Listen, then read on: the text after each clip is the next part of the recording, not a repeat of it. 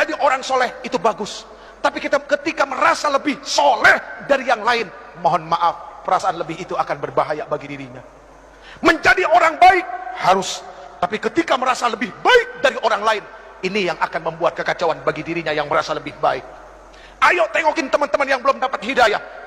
Umur di tangan Allah, kesempatan di tangan Allah. Jibril alaihissalam turun kepada Rasul mengabarkan, siapapun orang yang berbuat maksiat seumur hidupnya dan dia adalah umatmu, 1 tahun sebelum meninggal dia minta ampun kepada Allah, Allah akan ampuni semuanya.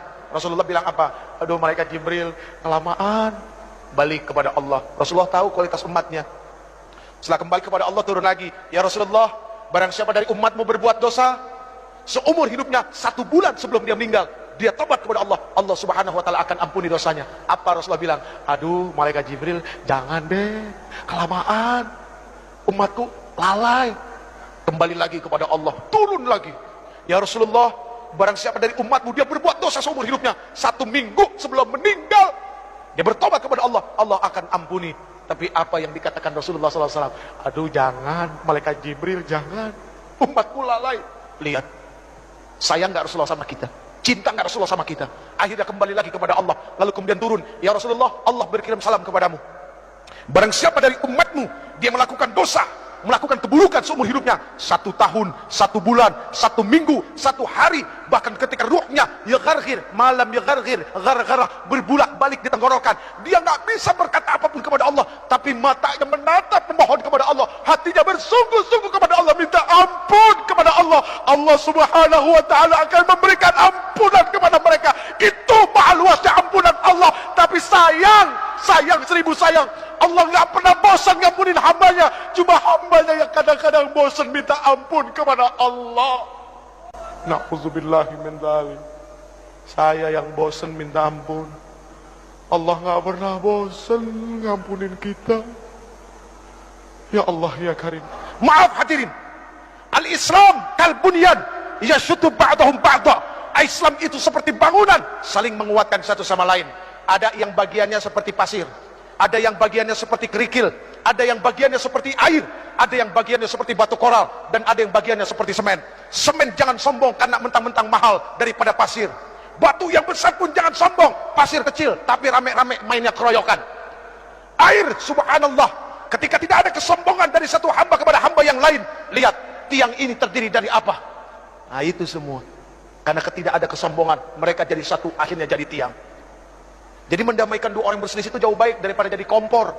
Bu, mohon maaf, apapun yang ada di atas kompor, pantatnya pasti hitam. Iya kan? Penggorengan ditaruh di atas kompor, pantatnya hitam. Jadi jangan jadi kompor, tiup sana, tiup sini. Kok seneng amat ya? Na'udzubillahi min dzalik. Yang terakhir,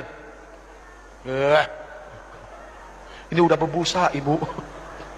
Yang terakhir, wa ikramul jar wal yatim, memuliakan tetangga dan anak yatim. Al muslim man salimal muslim bilisani wa yadi. Muslim itu adalah orang yang bisa menyelamatkan muslim yang lainnya, atau ketika muslim yang lainnya itu selamat dari apa? Dari mulut dan lidahnya.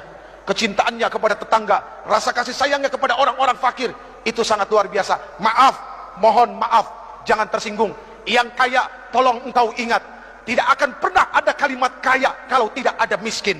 Artinya apa? Kenapa engkau disebut orang kaya? Karena ada orang miskin, makanya engkau disebut orang kaya.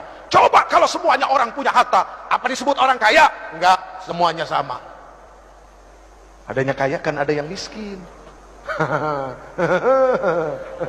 Ya udah ya.